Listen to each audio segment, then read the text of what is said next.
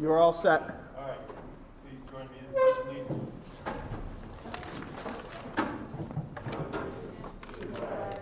United States of America, to the republic for which it stands, one nation, under God, indivisible, with liberty and justice for all.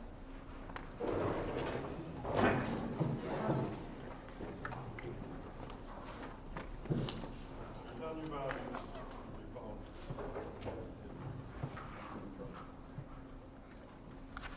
Okay, all right, just got word that we have no one for public forum at this point, so we're going to go right to the regular meeting minutes of November 10th. Motion to accept. Brian, second. Tim, thank you.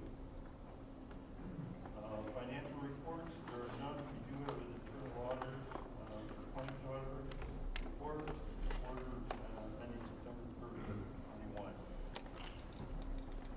We're going to vote on that. Oh, I'm sorry. All right, regular meeting, we had a first, we had a second. All in favor? Aye. Opposed? Abstained? Thank you. All right, let's now go down to the external claim auditor's report, the quarter ending September 30th, 21. Any questions there? All right, let's take a motion. Kim, Sue is the second. Okay. All in favor? Aye. Opposed? Abstained? Thank you. Okay.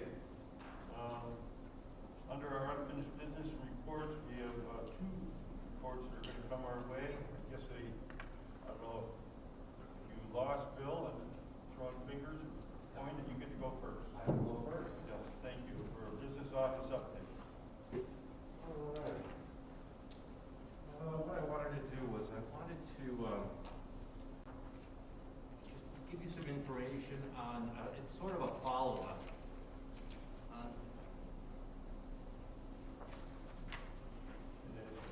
Bill, as you're getting ready, if anybody gets a notice that somehow it's not being heard live enough, we'll have to step up the volume and get the mics closer. So. You want to take this one over to No, you're not going to say it? Okay. I got it.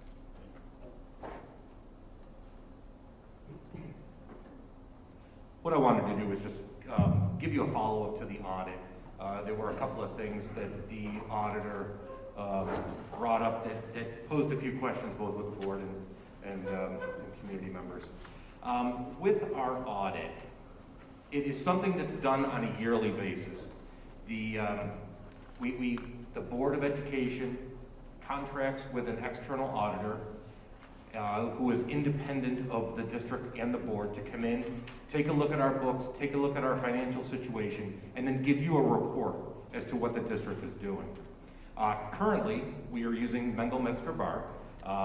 It was formerly Ray Wager, who merged with Mengel Metzger Bar, and they then became, Ray Wager's division is the municipal division of Mengel Metzger Bar now. Our auditor is managing partner Tom Zuber. We've been working with him for a while. He oversees the pre-audit and the audit. Now, the pre-audit is something that you probably don't know much about. In April or May, we get a very long checklist from the auditors. This is the information that we need. This is what we're going to be taking a look at. We compile all of that information both in our business office and with the CBO, and then we give that to the auditor. Then they actually come in and do the audit. For us, this past year, it was done the first week of August. A majority of the work that was done for the audit was done at the CBO. Most of the records that they're looking at, most of the records that they're scrutinizing, is all handled by the treasurer, or eventually ends up with the treasurer. auditor doesn't stop there. He does advise us year-round. Sometimes he'll just call us out of the blue and say, hey, we're recognizing that this situation may be happening. Or there'll be times where I'll call him up and I'll say, hey, Tom, this is what we've got going on. What do you think? And he'll give us advice, and he'll steer us in the right direction. The final audit has to be board approved, and then I have to get it to New York State through the portal by October 15th. Now, we had a guest auditor in, Mr. Michael DeBatz, and he brought up something about us increasing our appropriated fund balance. Tom Zuber, back in early 2020, came to us and said that there was the possibility that New York State was going to withhold 20% of our foundation aid, and that there was a chance that they were actually going to grab 20% of the federal funds that we received through the grant, through grants. He gave us a few ideas as to what we could do to actually prepare for that for the following year. Unfortunately, Mr. DeBatz was not aware of that when he brought it up to you and made his presentation. What Tom Zuber recommended was that we have increased our appropriated fund balance for the 1920 year by $1.2 million. It would lower the excess fund balance that we would have, which we had that capacity in that budget to do it. And then what would happen is we would roll that over into the following year, and we could use that money to possibly make up that 20%. The auditors were the ones that recommended that we do that. So that's why there was that item that was brought up. Unfortunately, the auditor that we had didn't have that information. Tom Zuber he was giving a presentation to another board that night. He unfortunately had a conflict. So. Can I ask a question? Absolutely.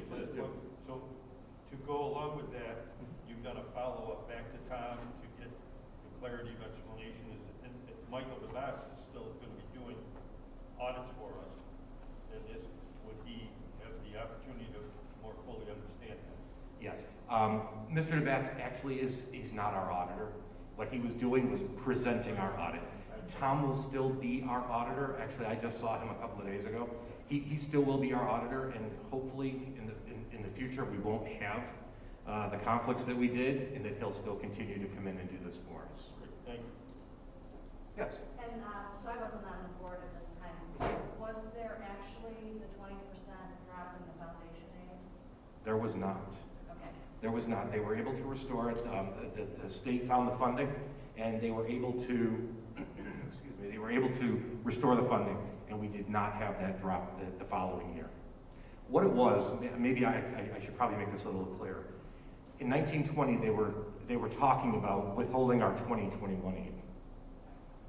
So, okay. Let's go back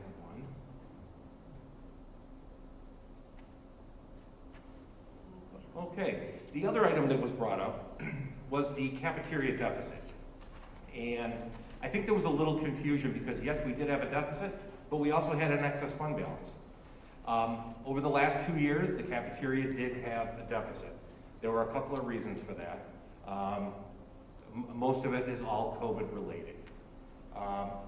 The reimbursement that we get from the state and the federal sources was a little bit higher.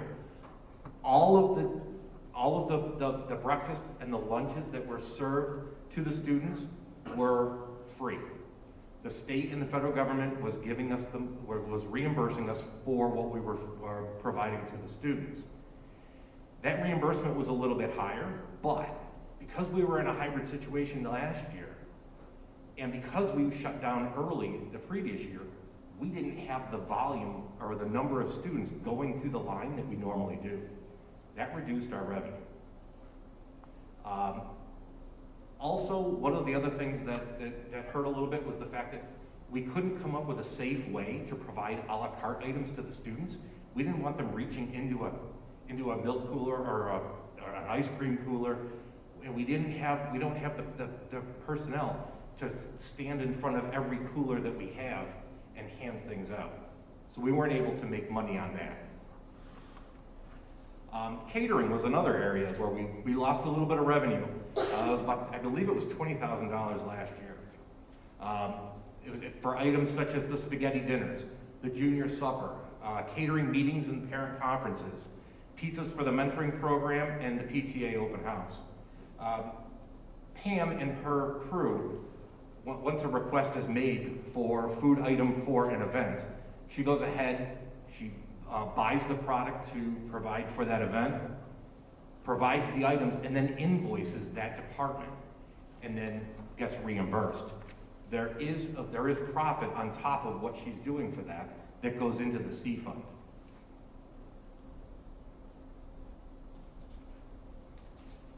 All right. I just mentioned C fund. That's known as the cafeteria fund. The A fund is also known as the general fund. The general fund is where the tax money goes that we would collect from the taxpayers. None of the general fund money was used to make up the deficit that was in the C fund. We had a healthy excess fund balance because the food service department has historically been run very, very well. And with that, the state dings us on it every year because they tell us that we have too much money. So we get a letter.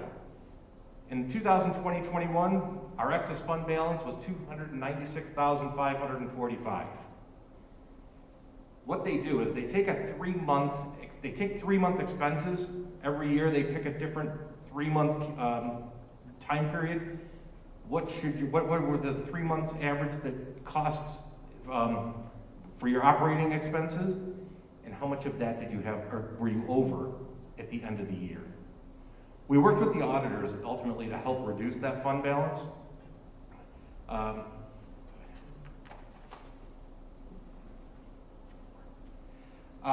But because the state does review this on a yearly basis. And when the state did come through, they said, okay, of that $272,000, you were over by $171,598. It would have been higher, but fortunately, the money that we had from the deficit, the loss, was absorbed in that. So what we have to do is we have to submit a plan. We have to tell the state, okay, we recognize that we had too much money in there. This is what we're going to do. And we outline what we're going to do to help reduce that excess fund balance, submit it to the state, and then they go ahead and they have to approve it. In the previous year, included in our plan was buying a convection oven, a line freezer, milk cooler, and heated portable racks. All right, and I guess in summary, the yearly process is independent. I want to reinforce that.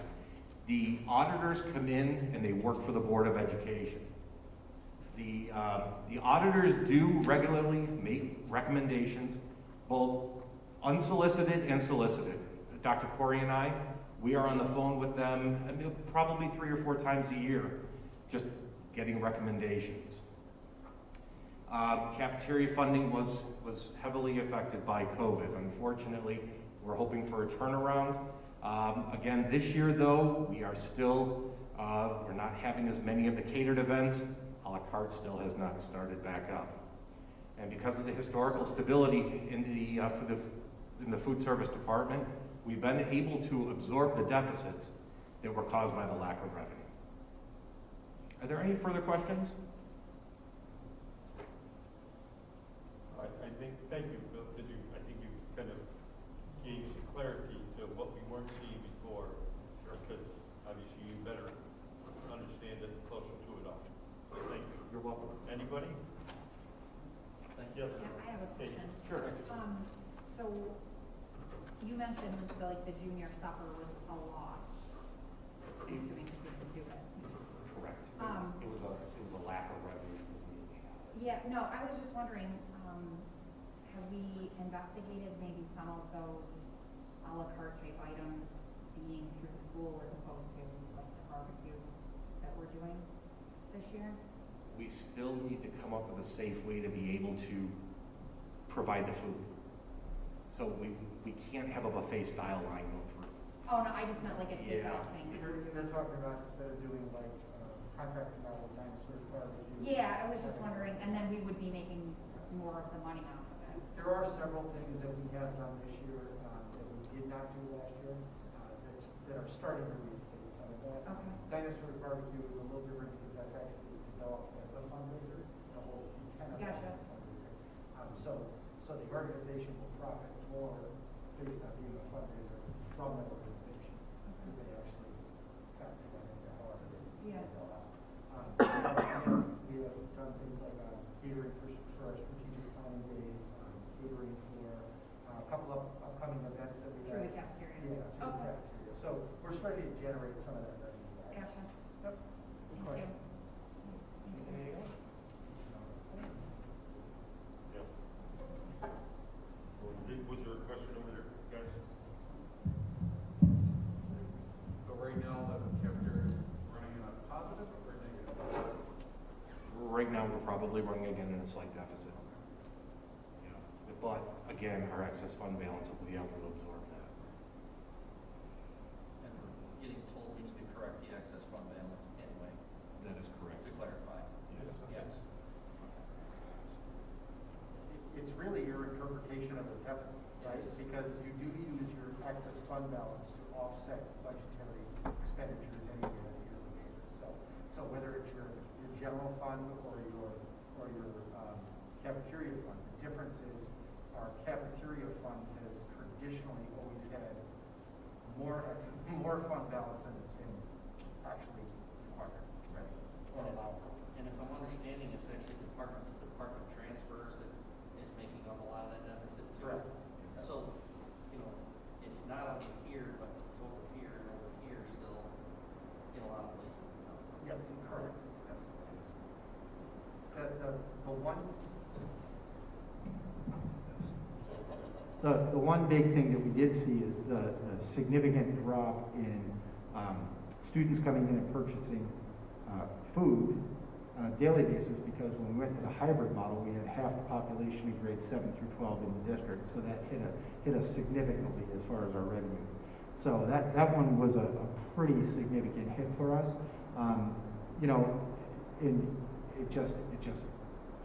Every school is dealing with the same thing. So now that we're back in session, I think that will start to curve the other direction. If I could follow up to that, the meals that we were providing to the students that the parents were coming to pick up from the school, we can count that and get reimbursed for those as well. They just didn't make up for it. We weren't getting the volume that we would have had the students been in school.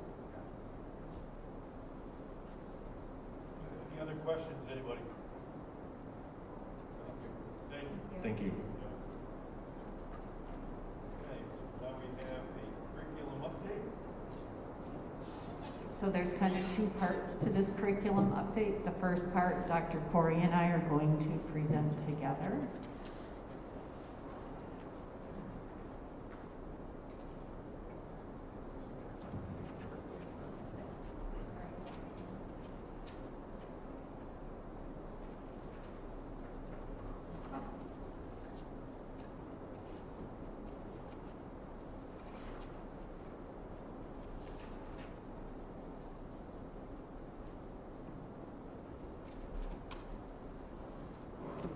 So starting off, we're going to give you a little update on our COVID relief funds at this point. And there are several different grants out there that schools are eligible for.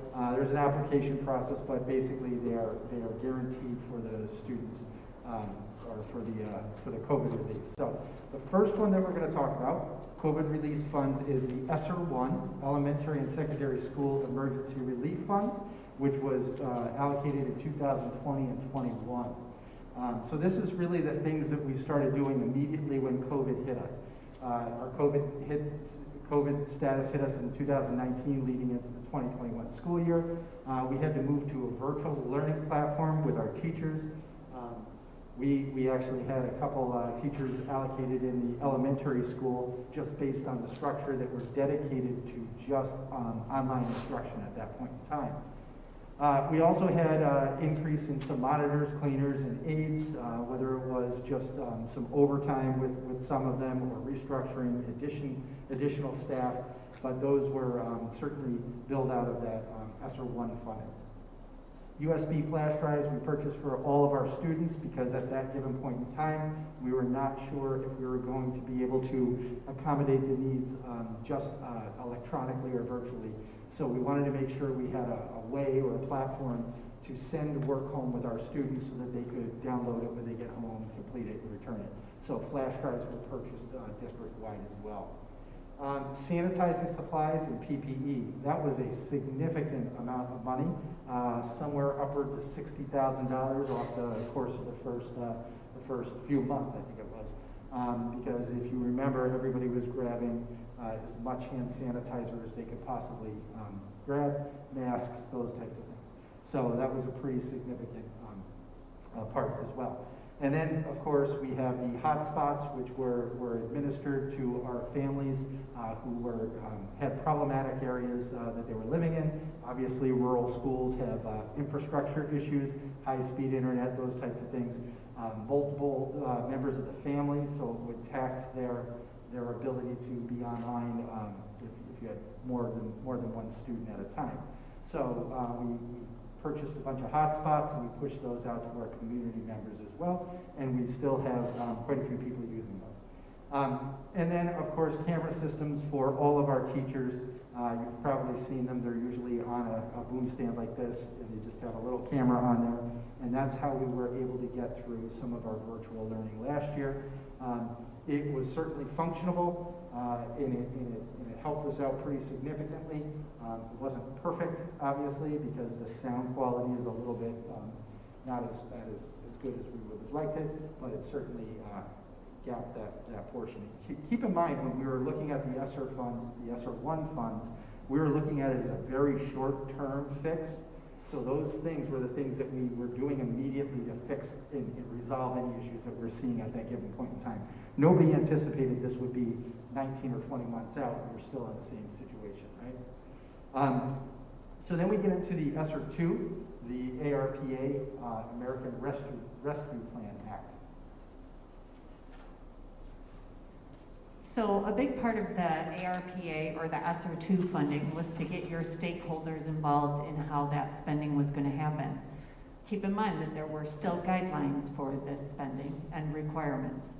So our first survey question was 3 areas that our stakeholders believed would be the most important priorities. So the top 3 came out at social emotional learning, additional instructional staff, which we know what a challenge that has been to even get minimal instructional staff that we needed. Additional instructional time, so kind of outside of the school day. Facility improvements, heating, cooling, air handling systems. Facility improvements as far as instruction went, as well as technology, student safety, and additional activities to support students with special needs. So obviously at 73%, I think it was, that we identified social emotional learning as one of the biggest challenges. And we do, philosophically believe that is true. But over the course of the last several years, we have put a significant push on increasing our SEL sources, or resources, I should say. So we have a list in front of you of those resources that we have implemented over the course of the last several years, or last 3 years, 4 years. And really, the interesting thing is we have pulled those out of other grant funding sources.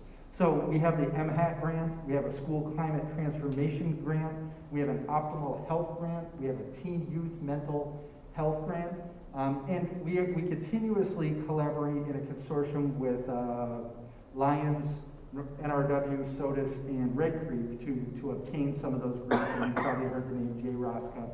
He writes a lot of grant work for Wayne County in general, but he does some grant work for the school districts, providing those services directly to the school.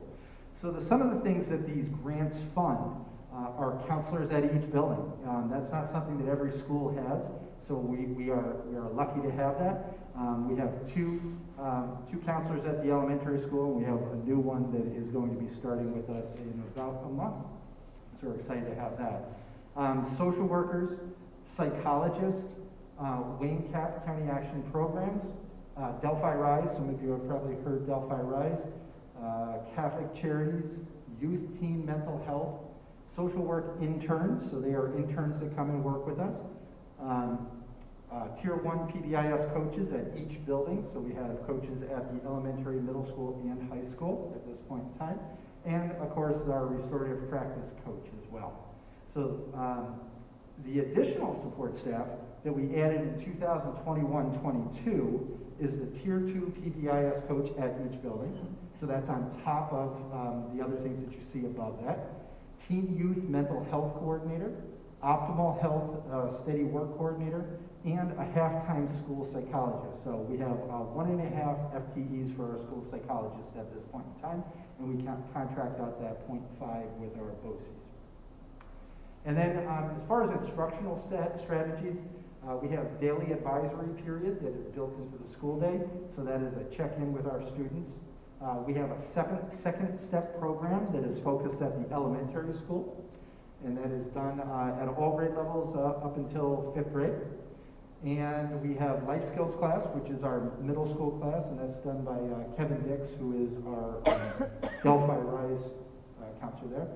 And our youth teen mental health, which is new this year, and a program called Love Notes, which is to foster healthy relationships between our students. This is also added this year. And that is a program that has just recently been, both of those, up and running over the course of the last couple of months. So that is something that you'll definitely be hearing more of as we move forward throughout the course of the school year. Yes? Just a quick question. Sure. What exactly is the optimal health/study work coordinator? Is that a health professional or a teacher or what? Yep, sure. We interviewed, so that person actually is not on the Red Creek payroll. That is through a grant, and so it's through a county agency. I did participate in the interviews for that. They were targeting to get a nurse. They did not have luck with getting a nurse. We probably interviewed 3 or 4 nurses, and it just does not work out. What our person ended up being after a series of about 10 interviews of people honestly declining the position, because we know how hard it is to find good, solid people. Rachel Livingston is our Optimal Health Steady Work Coordinator here.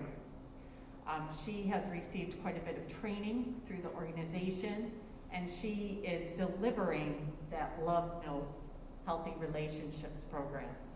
The Steady Work Coordinator, what that is, again, that's a program through Wayne County where you take a student who is either in jeopardy of dropping out, we think they're going to drop out, or right now we have recently enrolled a former dropout into that program, and they're provided employment where they get paid for employment.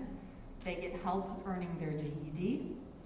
They get help with any transportation issues, they get mental health support.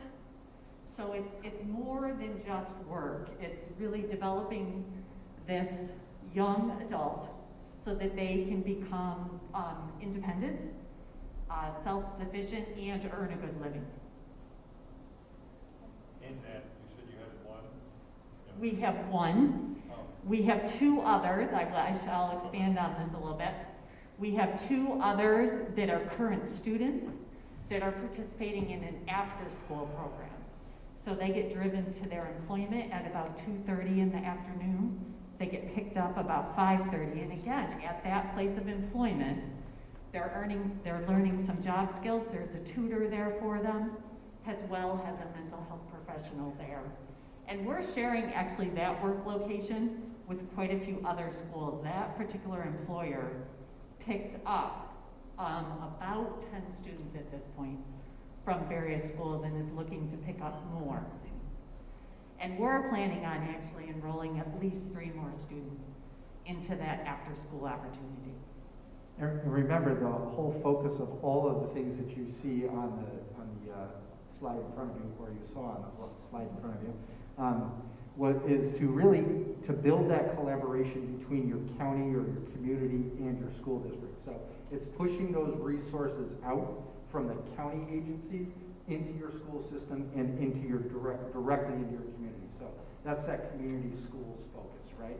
So that's why all of those things are extremely important. And the reason why Cindy and I wanted to talk about that is because, you know, being that one of the major concerns that we all have as administration, you have as board members and community members also have, is that you know, the social emotional learning piece directly related to COVID is problematic, but we were seeing that before COVID. So on top of the on top of the normal stuff, we're also seeing the COVID stuff that we have to address.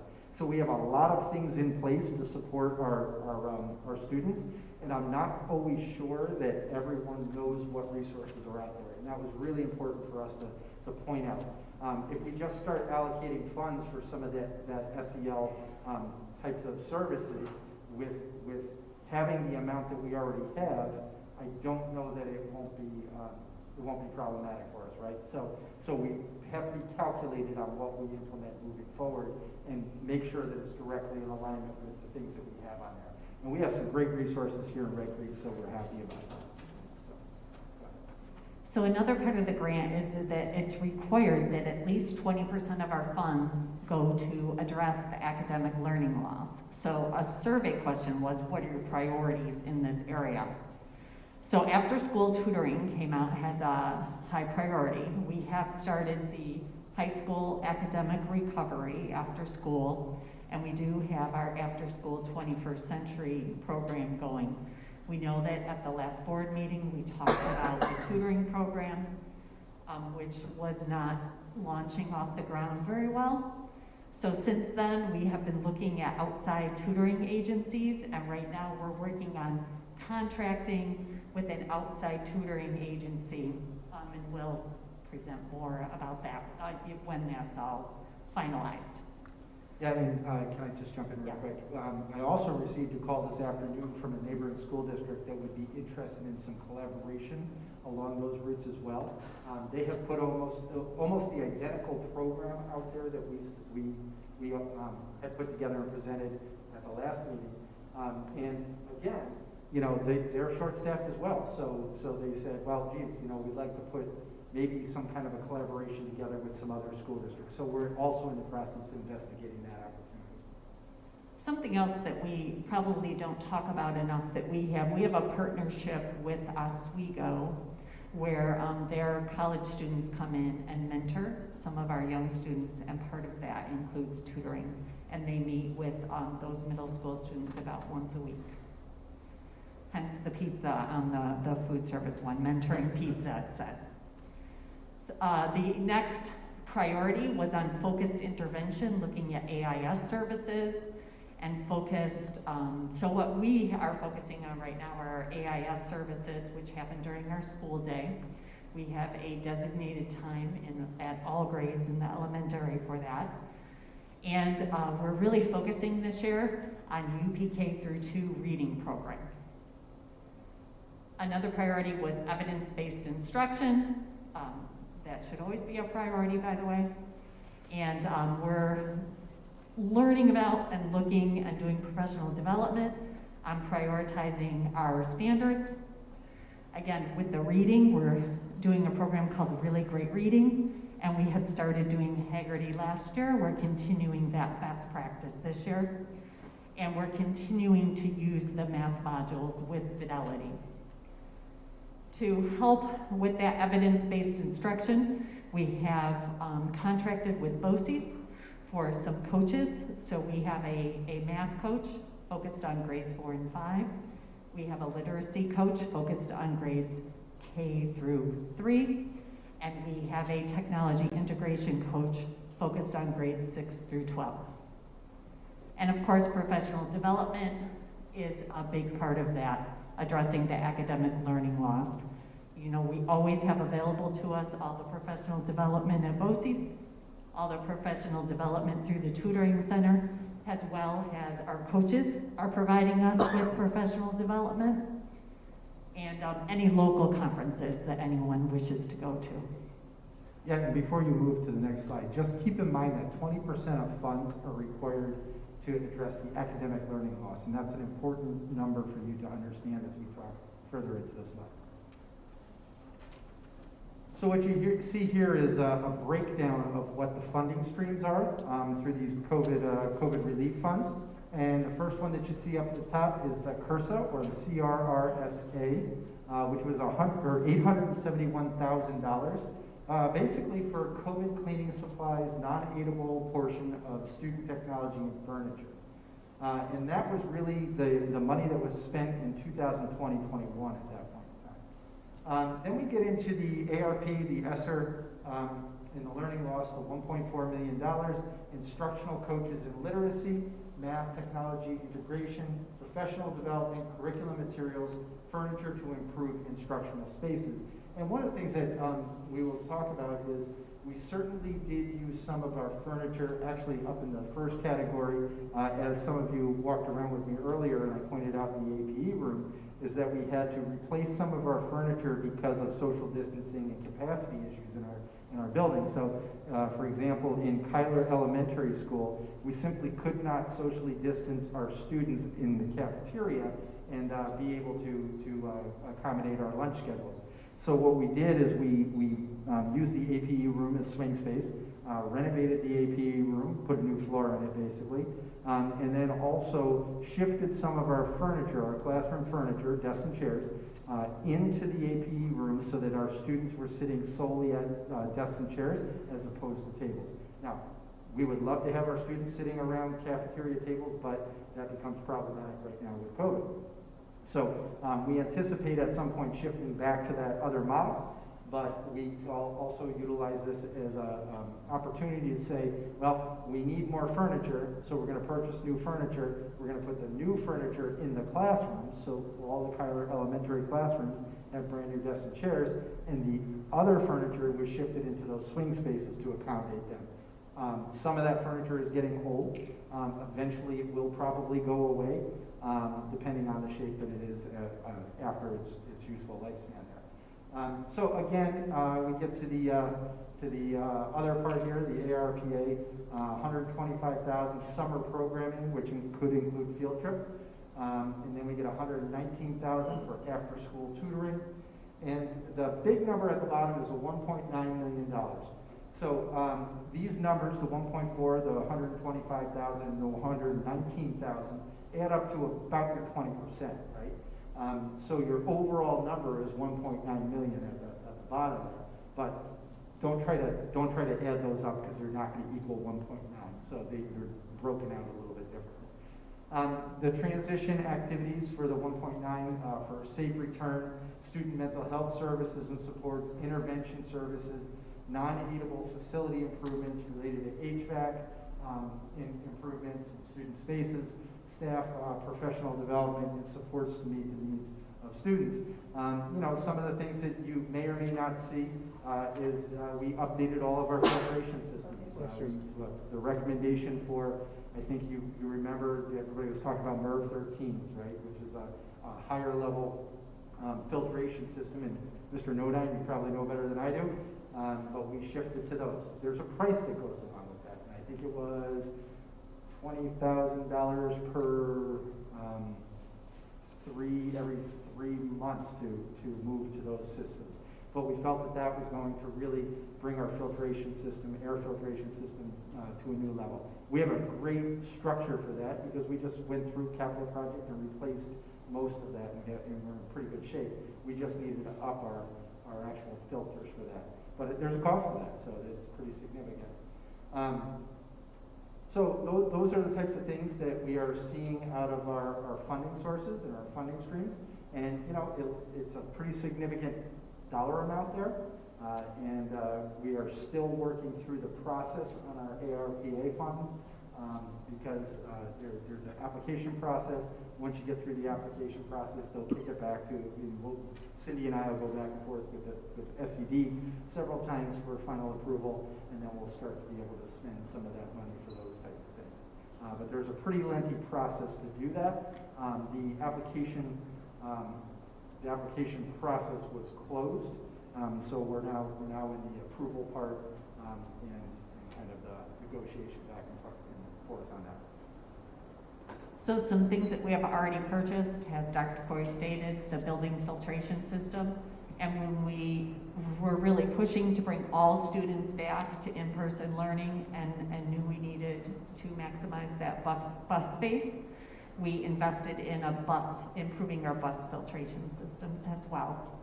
Certainly personal protective equipment, our K through 6 in-house summer school program, our 7 through 12 BOCES summer school program, professional development, the coaches that we talked about.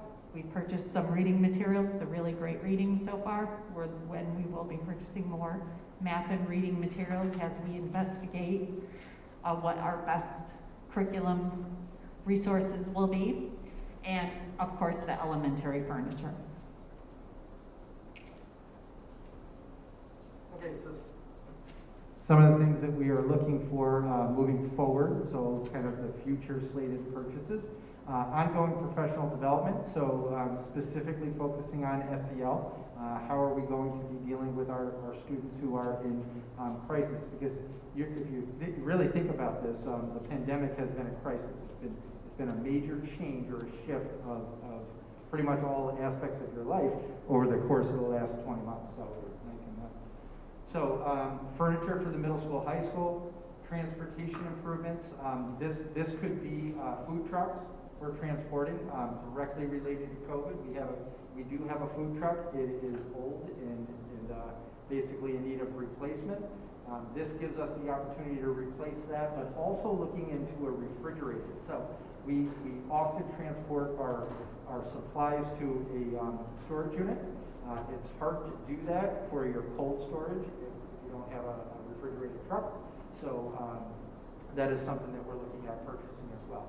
Like everything that you try to buy in the world right now, it's sitting somewhere in production lines, right? Whether it's a chip or you can't get the chassis of the truck or whatever.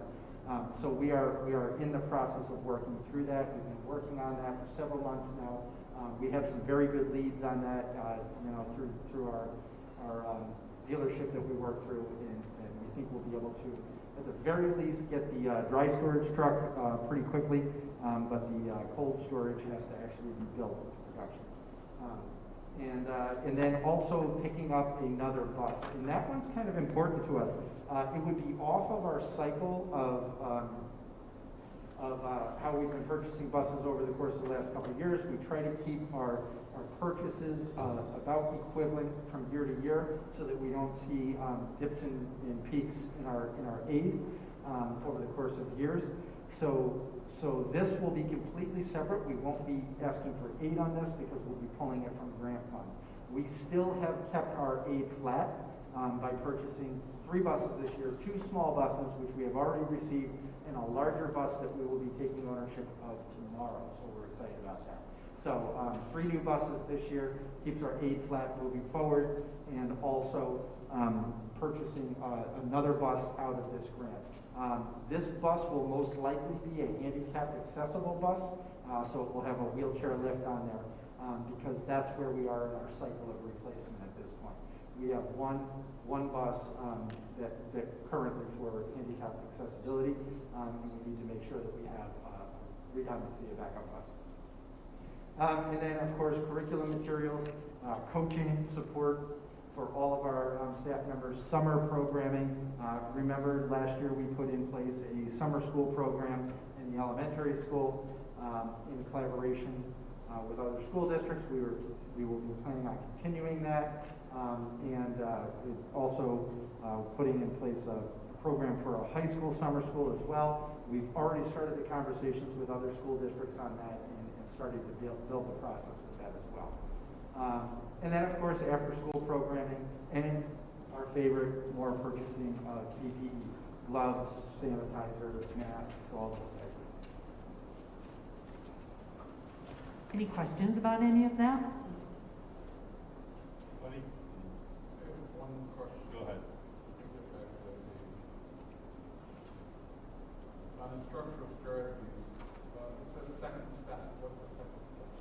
So second step is the social emotional curriculum that starts in UPK, and it's at the UPK level all about behaviors, basically focused on behaviors in a very positive, restorative type manner. So it's not about correcting, it's about modeling what listening looks like, modeling what talking to a friend looks like, modeling what sharing looks like. Again, that's at the UPK level. And there's a very specific curriculum for each grade level that's delivered by either our guidance counselors or some of our outside support agencies. You're welcome. Any other questions? I think, say, just, for myself,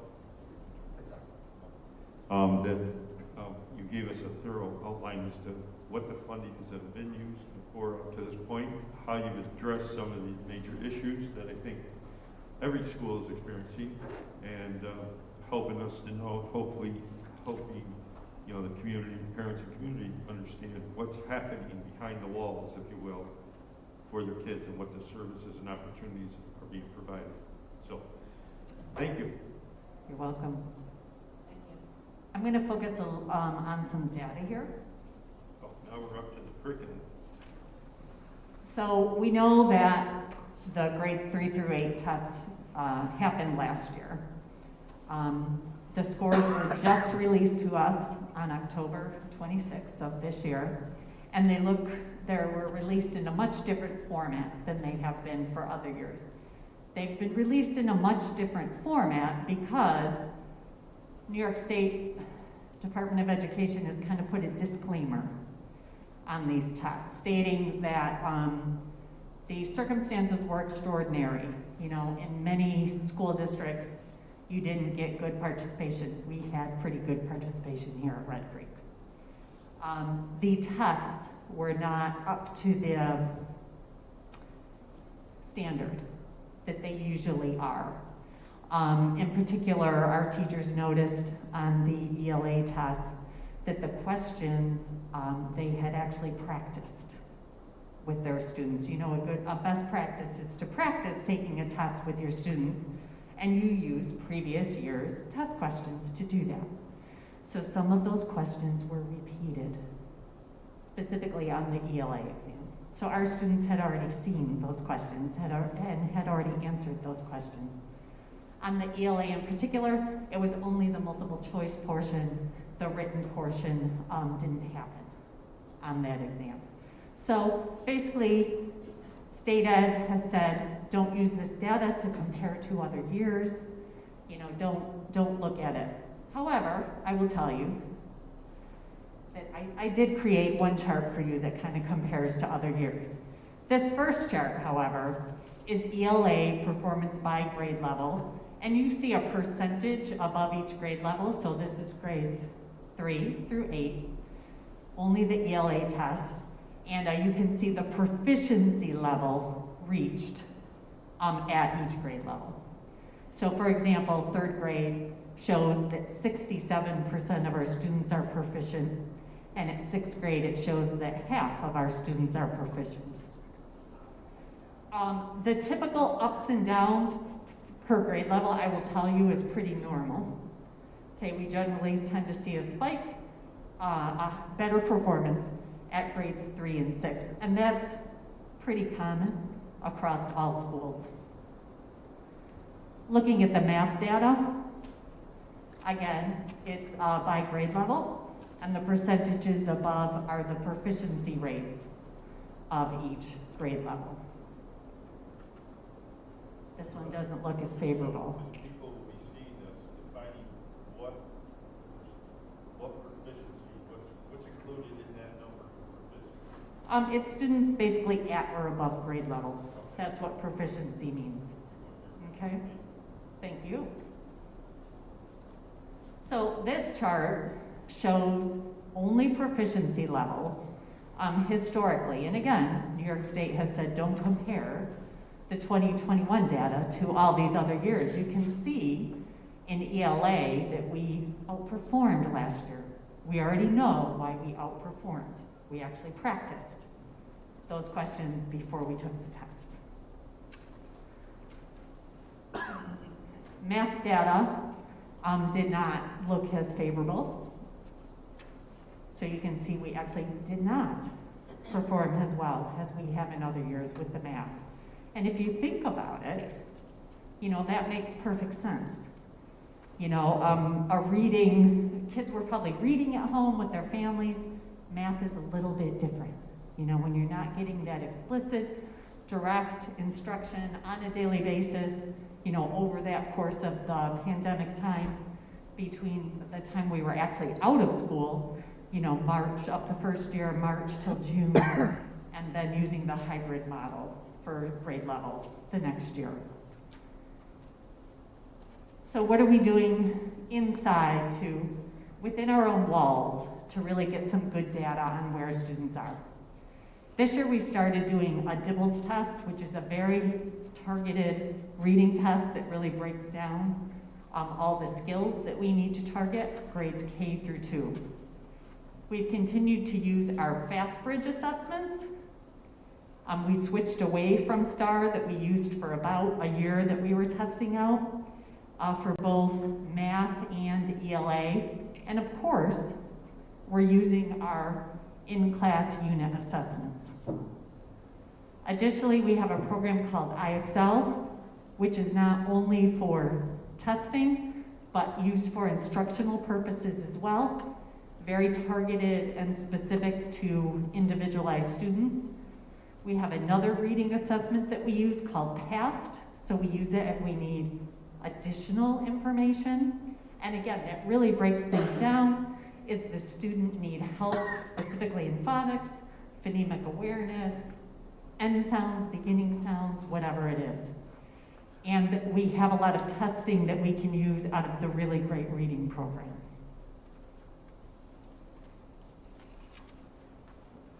Any questions on the data? And all the professional development is all included in the professional development. Yes, yes, you got it. So you're addressing DIBELS in K through 12, and the other ones, what grade levels are they doing? FastBridge is K through 8. If needed, we can do the DIBELS on older students too. Like if their FastBridge test comes back as not proficient, often the teacher will do a DIBELS test and or a PASS test on them, specifically for literacy there. Then down below the additional, those are grade levels too, or? IXL is grades 4 through 10.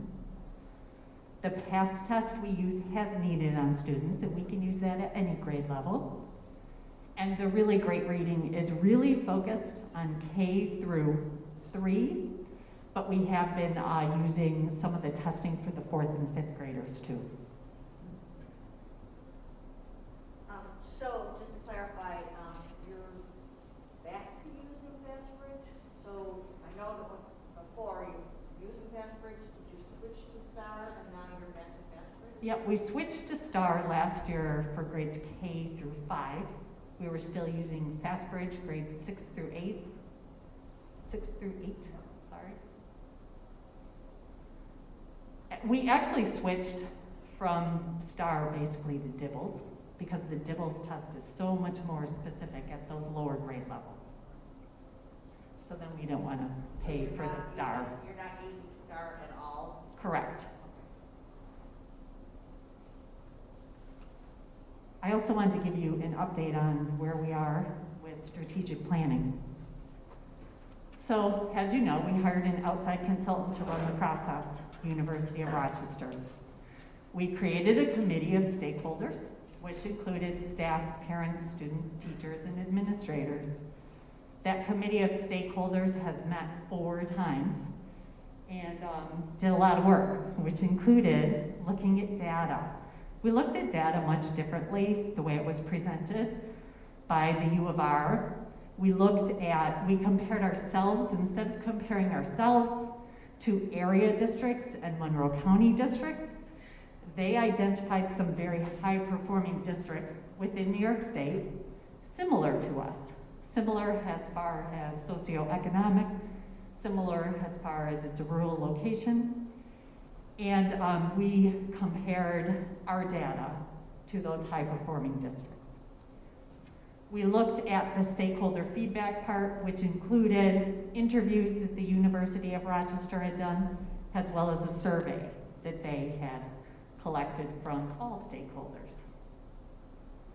We analyzed the data. We spent an entire day and a half analyzing the data as a stakeholder committee. And then we spent the other 2.5 days creating the action plan. So at this point, the action plan steps are being typed up and getting ready to present back to us. And it will come to the admin team. Brian, myself, and the admin team will review it. We'll share it back with the stakeholder group. We'll come up with a 5-year plan, and eventually, soon, in the spring, it will be out for public information.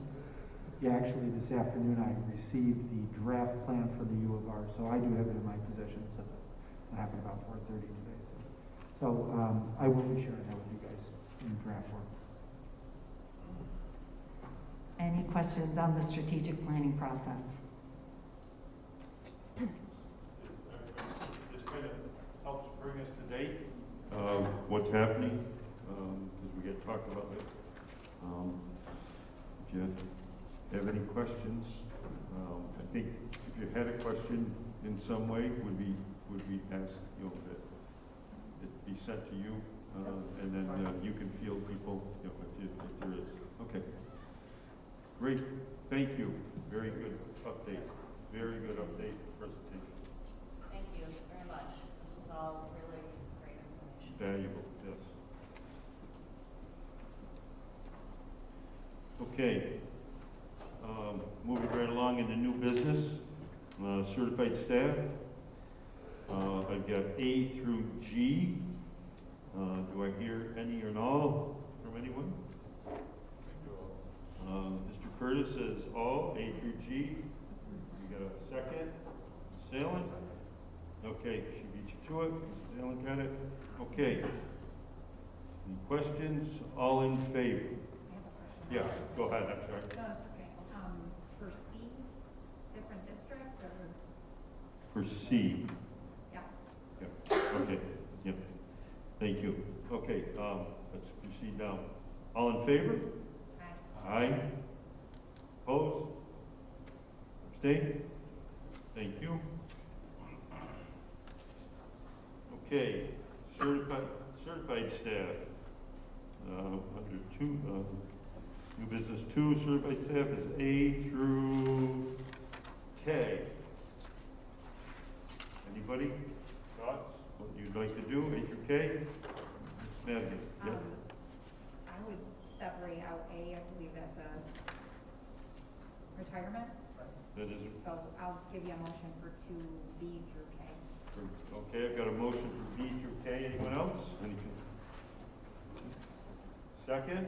Mr. Kirk, okay, we have a second. Mr. Nodine. So let's take first the vote through B through K. More questions? All in favor? Aye. Opposed? Abstain? Thank you. All right, thank you, Mrs. Madigan. Let's go back to A, the resignation, teaching assistant, married dates. Mr. Corey, I'll give you a motion. well, you got a motion. I'm going to let you speak about it. We got a motion. We got a second? Yep. Okay, Mr. Utes, you want to speak? Yeah, so this is a resignation based on retirement for Mary Gates. Mary Gates has been with us for 23 years, so a very long time here as a teaching assistant. Certainly been an asset to our district, and I know primarily worked in the Kyler Elementary School, so Mr. Taylor, did you want to say anything about Mrs. Dates?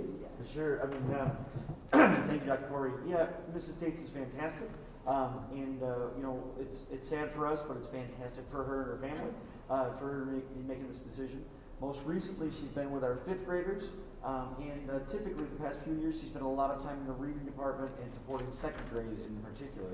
And so just recently, she's moved to 5th grade to support some of those kids. She's like, oh, I had them just a couple of years ago. So excited to see them again. So, but it's a great decision for her and her family, of course, but it's a loss to us. But congratulations on retirement. Yeah, and not too much of a loss for us because she is on the docket to be appointed as substitute. So she's very excited about that, but she said she's going to give it a couple of weeks. I don't blame her. Yeah. So congratulations to Mary, and thank you for all the years of service. Yes, thank you, Mary, for all the time that you've been here and the kids that you've touched. So I had a motion of Mrs. Madigan and a second, Mr. Utes. Okay, more discussion. All in favor? Aye. Opposed? Abstain? Thank you. All right, we're down to the Cse recommendations. There's a number of them there. She's been busy with the Cse and the CPSE. Do I have a motion? Mr. Nodine, Mrs. Cook, second. Okay. Any questions there? Yes. I just have a question about one of the designations on here. It's ID 09282. What does special class in an integrated setting mean? Preschool. Okay. Oh. That's our preschool program. Preschool? You notice how you can answer my questions with one word, Mrs. Hurst? Thank you. Is that only designated for preschool? Right this year, yes. Okay. Maybe in the future we might have more. For the same grade level, or no, more grades. Okay. Yeah. Okay, thank you. Yep. Thank you, Mrs. Herbst. Okay. All right, so we got a motion to second. Any more questions?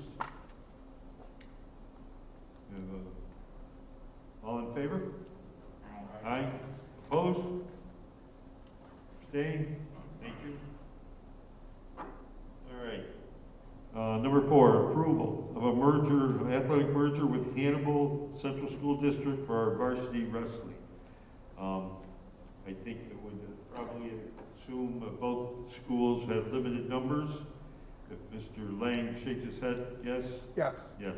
Yes. Limited numbers, so it allowed for the 2 schools to be able to operate a program more effectively, correct? That is correct. Are they, Do you want a motion? yeah, I'm going to just ask one thing just so we know, so this might help with this. Are they a Red Creek team or are they 2 separate? They are a Red Creek team because they are in Section 5. Hannibal is Section 3, so they are competing in Section 5 activities. As ours. So we are straight Red Creek. Yeah, thank you. I didn't know if that would help define it in some way. Yeah, because it crosses over Dutchess County into sections. Thank you. Yep. Okay. Yep. Got a motion. Do we have a motion? Yep. Mrs. Allen, second. Mrs. Cook. Okay. So that being said, is there a minimum for students for a wrestling team? Don't you just wrestle by weight when we just go with the amount of students that we have? So basically, and Larry, jump in if I'm incorrect, but so Hannibal actually had a smaller team than we did.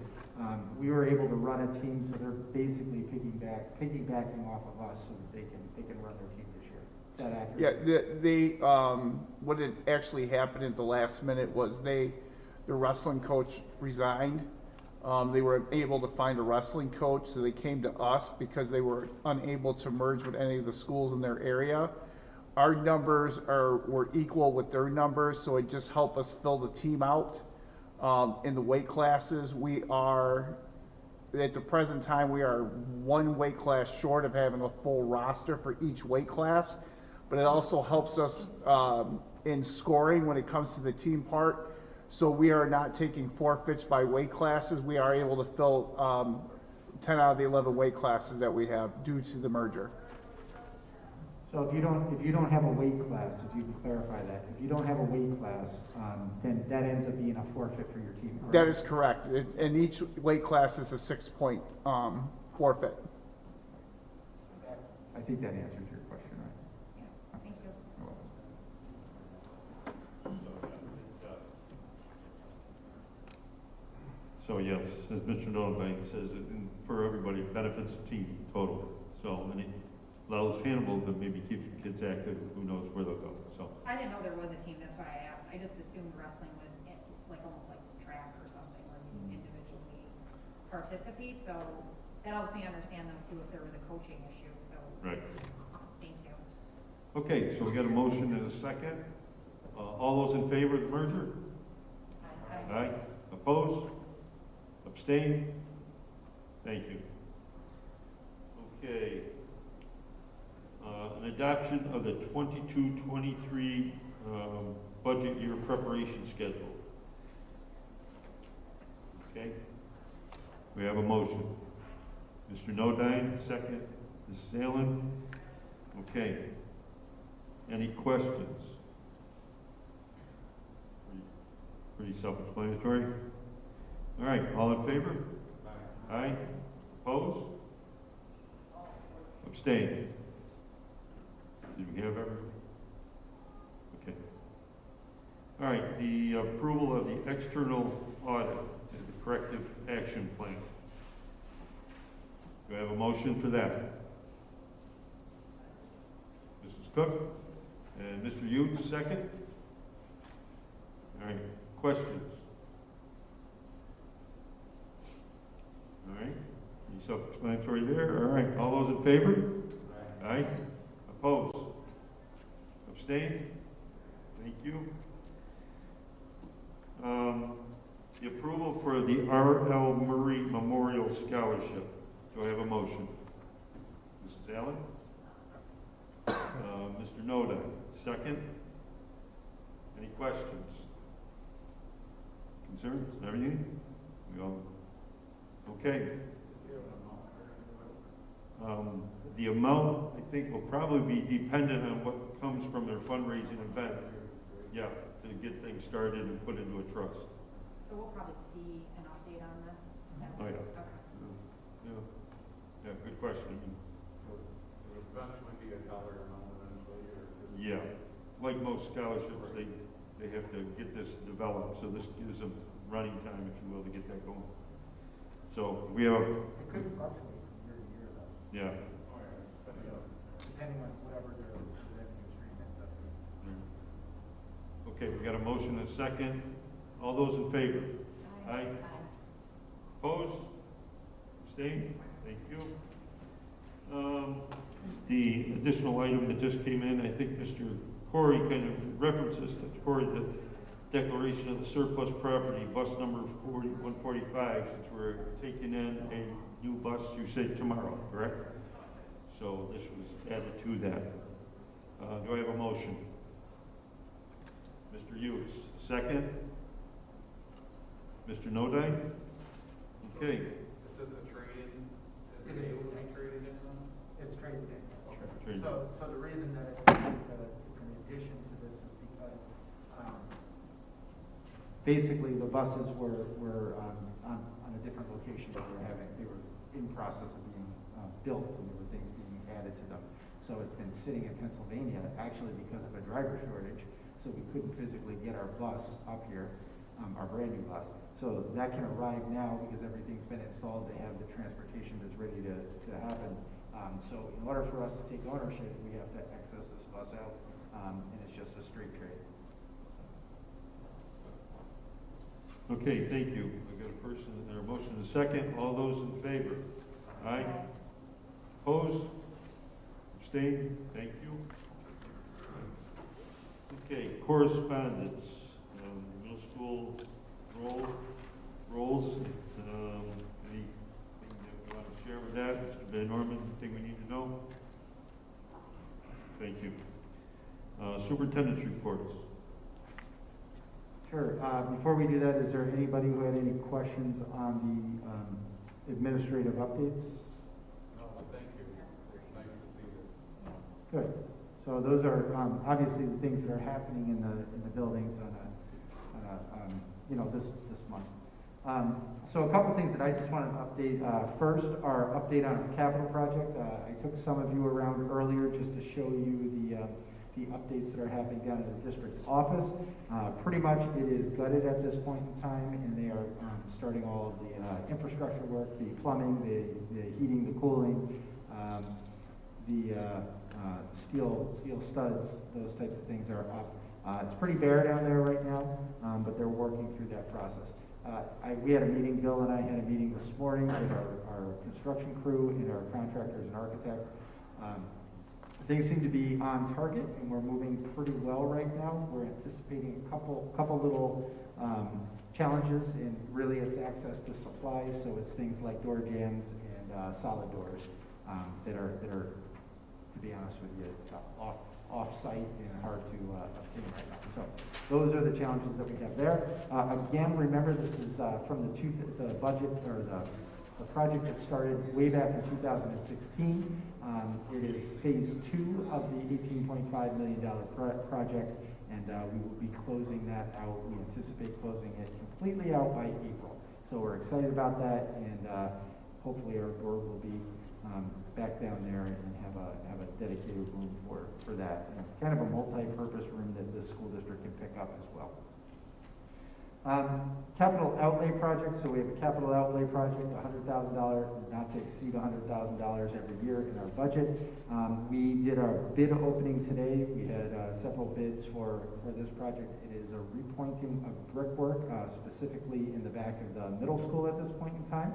So those bids came back very favorable, actually, and I think we'll be in pretty good shape. We actually have time frame of about the same time that we'll be closing phase 2 of that project. So they'll be on site in April. So those are two of the capital projects that we have. One thing I do want to mention, if you haven't seen it, we have the binder and base down for the track area, the parking lot up at the track area. It's very nice, very large. We can fit probably 50 to 60 cars up there with about 8 buses. So we're excited about that. That will help us out with our population control up there, so we won't have cars and buses parked down Cooligan every time we have a track meet. So that has been a pretty nice addition to our property. Cindy gave you a little bit of an update on strategic planning. I just want to say thanks to all the people who were involved in it. We had a great group of people. These are not easy conversations to have because you have to really be reflective, sometimes on yourself and sometimes on the school district in general. But it is a really, really challenging conversation to have sometimes. So they really worked through it. Everything from community support to tasks and administration and instruction, and it was a very lengthy process, very in-depth. Our facilitators, Lynn Erdl and Bob McKebney, were fantastic, so I want to thank both of them from the U of R, and they really put us in a really good position. So really, basically, where we stand right now, like Cindy said earlier, is we have the draft plan. And now the real work begins. So this is not the beginning and the end of this project. This is really just the tip of the iceberg. This is where the work starts. So now we have to start going and digging into the document and figuring out, okay, in year 1, these are the things that we want to accomplish. In year 2, these are the things that we want to accomplish. So I do have copies of draft plans for all of you for this evening. Obviously, I have not responded back to the U of R. I received it at 4 o'clock this afternoon, but I thought it was important enough for you to get your eyes on so that we can start to have some feedback on the direction we want to take. Because really, the whole strategic planning is built around the board vision, mission, statement, and goals, right? So that's very important for you to be a part of and really understand where we are in the process. Again, I just want to mention that we continue to have staff shortages. Wow, it's getting late. So we have some staffing shortages that we're still seeing, transportation department, food service, support staff, and quite frankly, educational as well, the instructional piece. So it's pretty challenging. I was in a session with all of our administrators and some other school districts not too long ago, and one of the comments that we made is that when I was an elementary principal, I would have 1,500 applicants for one grade level position. So third grade would have 1,500 applicants, and we'd have to weed through those. Dennis had a really good pool not too long ago for a classroom teacher, and he had 18 candidates. So there's a big difference between 1,500 and 18. So that is what we're seeing pretty much everywhere. And if you go to any store, any restaurant, you're going to see those signs that say "Help Wanted." Pretty significant wages out there. So on top of that, minimum wage is shifting as of December 31st. It's going to go to $13.20, if I have that correct, from $12.40 an hour now. So that is something that we have to also consider. And I know that we are in our process with negotiations as well. That will certainly play an impact into those conversations. We have a committee, Mrs. Madigan, Mr. Dates, Mr. Curtis, and myself and Bob Reyna are working through the negotiating team on behalf of the district and entering the conversations with CSEA for the negotiations on that part too. And I just wanted to mention that Bill and I have met with our lead negotiator, which is Bob, probably about 3 or 4 times, and the board has met, or the members of the board who are on that committee have met twice so far. And those are pretty lengthy meetings. There's multiple hours long, and there's some great conversations around that table. We haven't made it to the next phase yet, but we are still in the process of putting our information together. So just important to put out there.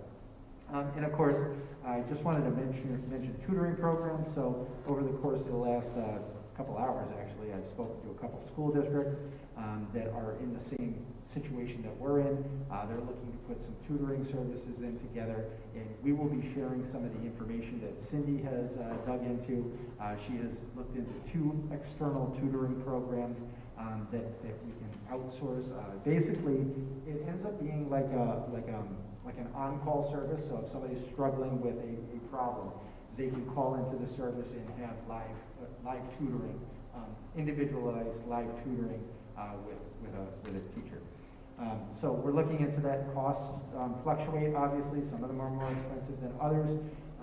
School districts are struggling to find staff members that are able to tutor after the hours. And to be honest with you, it's because we're all working hard, and taking on more hours in a day is very challenging. So I completely understand that issue. So we're trying to find other ways to be creative and offer some opportunities for our students who are struggling right now. And I think every building administrator will tell you that they have students who are struggling in their building. So we're aware of that and working towards that problem. And again, I'm excited about the collaboration opportunities with some of our neighboring schools. We have a couple things that we're working on, specifically with Clyde Savannah and also with North Rose Woken. So, and I'll share those as they kind of pan out a little bit more. But it's nice to see that, and actually SOTUS as well. So it's nice to see that collaboration so that we can pull our resources together and really be as efficient and have the best impact that we can have. And other than that, that is my update for this evening. Is there anybody who has any questions on any of those? Great. Thank you, Dr. Corey. At this point, I wanted to put on the agenda, when we talked to Dr. Corey, being able to add to our agenda discussion of something that, we've had a little bit of discussion on in the past, about the policy for how we're handling public forum. So you see it on the agenda. You should be in your folder that short snippet of what we have as a board guide that has been there. And I think, probably Mr. Curtis or Mr. Hughes or Ms. Madigan, from your time, this has probably been present for many years, correct? Kind of in that design. Well, and maybe this is a time for us, because of the times we're at, that we get the opportunity to review that and maybe tweak it in some way as needed. So if you see the way that's written presently in your form, hopefully it's in in all the packets. Yeah. Okay. Maybe you didn't keep it, but I'm going to read it to you. Okay. You just indulge me for a moment. What we have is, if it goes out, is in the interest of time, we restrict public forum to 30 minutes total, which will be split equally among those wishing to address the board. This public forum is to allow you the opportunity to address the Board of Education. We may ask questions for clarification, but we will not enter into discussion or debate at this time. So I start with that because that's the board policy of design. But what do we do when we get 15 people signed up? Because according to the outline that we have, there was a copy out there on the desk if you picked it up, everybody will be given 3 minutes. Well, if we got 30 minutes, that only allows for 10 people to speak. But if we got more people signed up, then we either go well beyond. So I think this warrants a discussion as to how we want to move forward. To this evening, unfortunately, no one. Well, excuse me, I'm not saying I shouldn't say. No one signed up for a public forum this evening, but we've had an experience where we've had many that would like to speak. So this is an open discussion together right now as to what we may want to do. So anybody got any thoughts that we've had on this, what we experienced? Mr. Curtis? We did add email that they would, on the sheet, they would provide their email, which would allow us, when they sign on, to be able to have contact, an easy contact. Okay, that was there. And it was also that we're asking for people to define their questions, be definitive, and write their questions. Write the question they have and submit it electronically, or if not, even if they wrote it tonight, and for instance, and gave it to us, we have a way to respond to them. But I think one of the things we've experienced is, what's a question and what might just be a statement? Or is there a question in there somewhere that we have to ferret out somehow? So the idea is to make it in question form and then submit it to Mrs. Klein, our board clerk, and then she'd have the opportunity to be able to, with Dr. Corey, seek the answer to that. But it still doesn't take care of the time of time at the mic. Mr. Hughes. What if we have less than 5 who want to speak? Are they going to sit and listen to somebody for 15 or 20 minutes? Right, there's 2 people, so, I've said there's 30 minutes, and so does everybody get 15 minutes? Or could we have, let's look at what we see sometimes in our own political system. Somebody defers their time to person A that's up there, I'll give them my time. So then one person may command the mic that way. But we'd like to hear from as many people as possible too. So given all that, anybody have any thoughts? What's that? No, I think about 30 minutes. I think 30 minutes is important because this is a business meeting. It's not a meeting of the public, but it's our business meeting that we are required to have. Mrs. Allen. I think we need to be clear about the question part. So if someone has a question, they're going to leave their email address, and then that will be addressed through email as a follow-up, or a preliminary question not to be presented here, right? Just because we're not engaging that with the public during our business meeting. Good point. What if they maybe saw the agenda and they may have a question that they submit, and maybe they've submitted it by Friday, and then or Monday, and we have time to look at that and could possibly provide an answer at that point. Maybe if it's simple enough. How are we communicating that to people? If I come to a board meeting, how am I supposed to know that if I have a question, I have to submit it ahead of time? And this is what we need to decide first, because then we can put it out on any and all platforms to the public, so they see that forthcoming, this is how we would like you to provide us with the questions. This is a method. We also have a communicator, a PR person starting, correct? That could also be fielding the opportunity for some of them, might be directed to that person that might be able to help provide some answers. So if we give out that email address at the next meeting to that person, or do we give out an email address for people to direct their questions to? Yes. Be it Amy, be it Dr. Corey, be it whoever, just so one person gets them and then goes from there. Right. Just so people know, hey, if I got a question, this is who I email it to. And that's the way we need to communicate it to the public to start with, and go out on the, with that could go within a weekly update, within an update that Dr. Corey provides, with the information that goes in those letters that all the parents will see. Hope we have the opportunity, it would just be a piece of something else that might go out. Posted on this, is there something to this format? Is there a legal format to this? You can add it. It's going to be added as part of our information. Yeah, All the so- questions can be directed towards such and such email. So we actually have that on the sign-up sheet. But I think what you're saying, if people if they see this electronically when it goes out on a Friday night, if it was up here, this is what you have to do. If you're interested in the board meeting, you're probably going to look at this. Right. See what's going on with it. Mhm. So we can add that under public discussion. We can put the same disclaimer that we have up there that if you are looking for a written, I'm paraphrasing, so if you're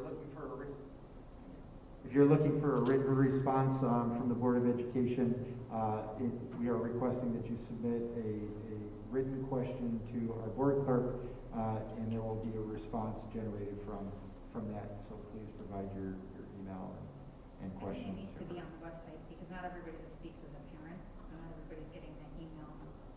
But did you just say this is only if they want a written response? I was going to go there. too. Okay. Well, my understanding is we're asking them to submit it in writing so we understand what their question is. And I think that's the only legitimate response we can give to the public as a Board of Education, is to have a chance to review it as a Board of Education before providing the answer. So I think that's something that's important to us as a board and the community can get a hold of. I think we need to pick a direction, though. I don't think we can say that we'll answer some questions in public at the next meeting when we receive the No, I question. agree. I think it needs to, if we find a place to possibly publish it on the website, or if it's through the PR person, but I think we're gonna get into a problem where some people are wondering why we answer certain people's questions publicly and some not. And then we gotta make sure they're clear that if you write it Friday, you're not gonna get a response back for Monday or Tuesday. It might be a week or two before we can get together as a group to respond back to that. Or even come Wednesday's meeting, we might have to respond. Might be definitely gotta get it in time enough to answer those questions. I'd be surprised how many questions really even apply to us, though. But I'm thinking that maybe that needs to be said, that if it's actually a board, response, it won't be seen until the following board meeting. Some clarity on basically what designates it as a board response if required. Well, for policy. Right. So if it's a policy-oriented question, it would come to us to define an answer. Otherwise, it'll be forwarded accordingly to the appropriate. The appropriate person. Yeah. If it's a financial one, we're not answering. Well, quite honestly, I think that's part of the issue, is that the questions that you're now receiving are not necessarily board questions, and they bypass the people who can answer those questions. So by asking them to submit it in writing, we can respond appropriately. And maybe it's an athletic question. So maybe I received that from our board clerk, and somebody asks a question and says, hey, listen, I have a question about athletic events. What does it mean to merge a team? I can direct that to be answered by Mr. Lang, right? So I think it will help streamline some of the questions that come to you kind of random, right?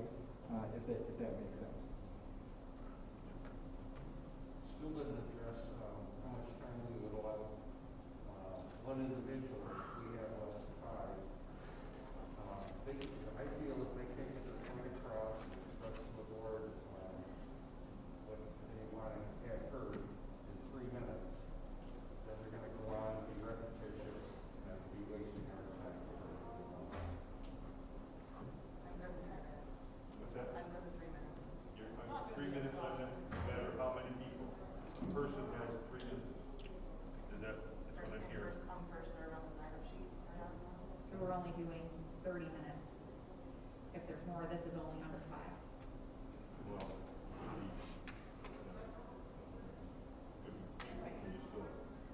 would you expand the time is what I'm You asking? could do a time frame, per person, up to a maximum of 30 minutes for the entire session. Yeah. If you put it that way. So, Not to exceed a session total of 30 minutes. So if you said 3 to 5 minutes per person, but we're not gonna exceed the session total of 30 minutes. Oh, I like that. Right. so this is really a policy change. Do it fit under policy, Cory? So we should actually put that on the agenda for next month as an action. Is it a policy? Or It's Yeah. more procedure than policy. do we have to vote on procedures? But that's Yeah. kind of where I go with it as a policy, it's our policy of operation, but it's really a procedural design. Then we wouldn't be involved. But I think you need to come to some, I think you need to come to some consensus on how you want it to look, right? So Sue's got a good point, 3 to 5 minutes per person, not to exceed a total of 30 minutes, that's pretty clear. So So if you have 10 people, it's not 3 to 5, you have 3 minutes 3 max. minutes, right. We have 20, the top 10 or where we got in here.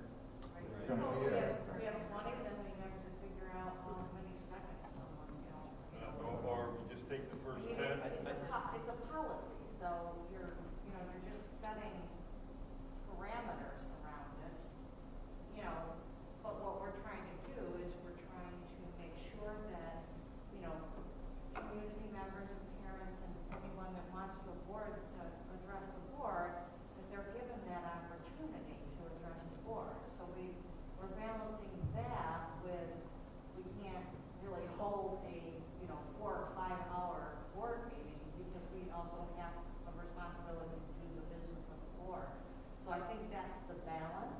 And so what does those protocols look like to structure that policy so that we can accommodate both of those things to the best of our ability?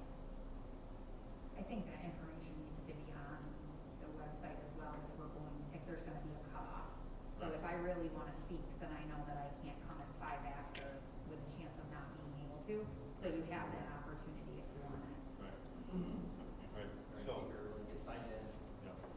Well, to be understanding that, if you could send the same question into, It's another opportunity. that's the opportunity where if you know you're running late or whatever, you still can send your question in because your question's still gotta be sent in to be answered. I think we want to be clear too, that we're not going to be engaging Or, during public forum. Yeah, so back to the question, if somebody submits a question, is it something that you'd like to put out to the entire public? Or is it something you want to respond directly to that person? Because there's a pretty significant difference between those. What are we obligated to do? Well, answering the person back would make sense The person with the question, it may be a question that really is only relevant to that person, right? Yeah, if somebody's asking a residency question, that may only pertain to that person. or very, very small. Maybe it could be like a checkbox. Right, and maybe it's a question that you ask to the author of the question. Is Right. this something Yeah. that you would like publicly addressed? Like, that's basically the Yeah. same thing Kate's suggesting, is a checkbox that I would like an answer, I would like my answer posted, whatever. Yeah, I don't know if I agree with that. Okay. That just opens a whole bunch of. It does. I would say answer the question the person had, that's it. But again, if we end up with 20 people, be able to use it as 30 minutes, that's pretty minimal. But they still gotta send their question in. You still have to send the question in. Could we deter other problems though of answering the same questions when several people come here and say, why are we making our kids wear masks? Right. Something like that, or maybe, I don't even know what the answer is, but if I'm on the website and potentially coming to a board meeting, I can see that somebody asked it a month ago, and there's the answer. But I don't know how much repetition you would get, especially outside of the pandemic. Could we have, is it possible to set up a forum section on the website question gets asked, here's the answer. Even in a searchable form, where if somebody has a question, Search by keyword. they can search the keyword of the question they had, and then they may have already been answered. I was just thinking too, I know it's early to tell, but with this new PR position, it's probably something we can work into making happen on the website. Having that person be responsible perhaps for fielding what's there and be able to, because there will be a kind of a generic that might be for the entire population. Right. You just use the example about masks, Yeah. as opposed to just my simple residency. So, so being able to have that, once those questions come, be able to filter them. Because if it's something that's widely shared question, I think it behooves us to provide that answer. Maybe when we come, look, we had these 3 questions that really are to the large population of the district, pretty significant. Here are the answers we provided to those, and then everything else is answered individually that might come as needed. Would it be, something that maybe we want to reach out to the school board association to kind of pick their brains? That's a good idea. Something we already have this. Some guidance around that. What do they think? What is their expertise here? I mean, I'm sure this kind of thing has come up before, and possibly they've been, reached out to or something similar, and see what they've got to offer. Sure, good idea. If I were to make a contact, see if we can generate something and then share that, what I might find, we don't meet till January 18th, yeah. We could gather some answers by then. Good point. So, for the time being, do we agree on the thought of the question being provided in written form, electronically to Mrs. Klein? We know we want to have that happen. Provided any written form from Mrs. Klein, Well, if they want to drop off a letter. Right, a letter, but it's got to be in a question form. Yep. You should not have to try to pull out what might be a question in there. That'd be definitive. Well, maybe a question or a concern. I mean, if they, you can ask a question, or you can say, I have a concern about, right? So you could state it that way as well. Well, it's still something that can be answerable. Yeah, it has, it's safe. I personally think too that if you're gonna reach out to NISBA, I think maybe we should make all the changes at one time so that people capture everything. Because I think sometimes that if you make smaller changes, maybe people don't diligently go back and look, okay, well, they changed the time limit, but now we've also added the disclaimer to sending the question ahead of time.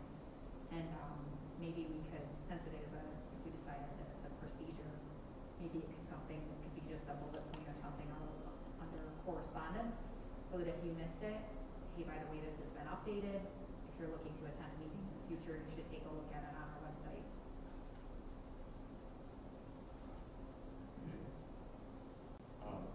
So, as you're saying, is Kate, we don't want to, right, we know the sign-up sheet was up there tonight to get their email.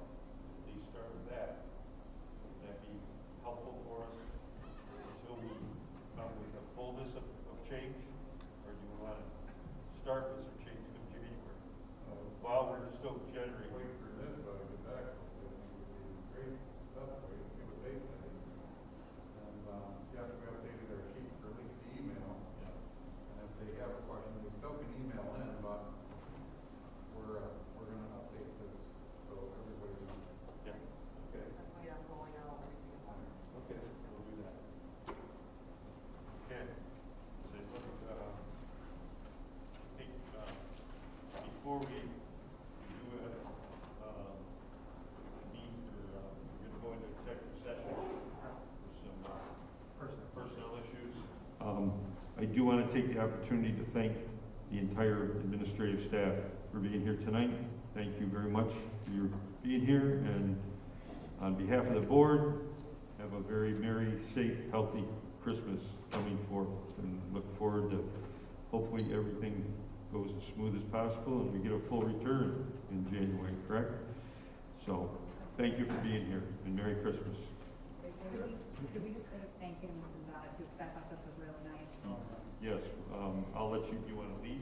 No, go ahead. I don't know how it got here, but I thought it was really nice. Yeah, she had, Mrs. Zada had provided us with a email that came later here, about the middle school chapter of the Spanish Honor Society. Okay, they provided us a little token of service from the service of project. We do want to thank her for that. That's a nice expression on their part, a nice activity. So, yes, if she's hearing this, thank you. Please, administrators, pass on our thanks. Kate, any thoughts? No, I just thought it was nice. Thank you for saying something. Yeah, thank you for bringing attention. So, all right. So, do I have a motion to go into executive session? Mrs. Allen, second. Mr. Curtis. Thank you, everybody. Have a Merry Christmas.